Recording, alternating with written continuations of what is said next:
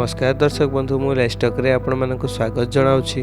Hi friends, पुणी कमिला सोना दर केते टंका ह्रास होला एवं आउ केते टंका रही नुआ दर।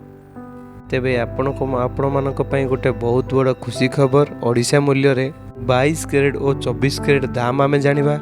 जदि आपण माने किनिबा पई चाहुथबे तेबे आपण माने सही दर दे मध्य किनि परिबे। चलतु ये वीडियो माध्यम जान नवा पुणी थरे ओडिशा रे सोना मूल्य ह्रास हैला। वीडियोटी स्टार्ट करिया पूर्व मोर गोटे छोटिया अनुरोध, जदि वीडियो को एपर्यंत लाइक करना वीडियो गोटे लाइक करदे। चैनल को जदि नुआ कर आछंती चैनल को सब्सक्राइब करी पाखे दिया बेल आइकन रे क्लिक करी। चैनल डेरी न करी कोन रही दर जानि नवा। राजधानी भुवनेश्वर अर्थात ओडिशा मूल्य रे सोना आज 10 ग्राम पिछा 1800 टंका ह्रास देखा मिली।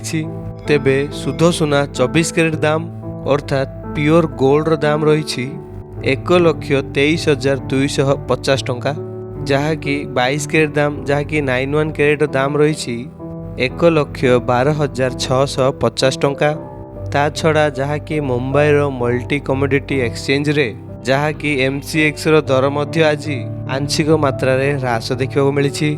तेबे शुद्ध सोना 24 कैरेट दाम रे 10 ग्राम पिछा 1,24,400 टंका रही बेले 22 कैरेट दाम रे 10 ग्राम पिछा 1,14,720 टंका देखा मिली, जहाँकि आज दर।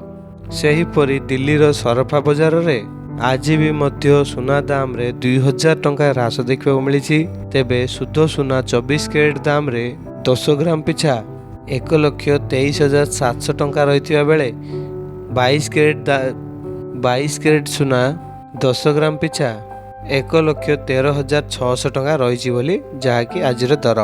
आउ ता छड़ा रूपा 1 किलोग्राम पिछा 1,52,000 टंका पहुँची जाइछि।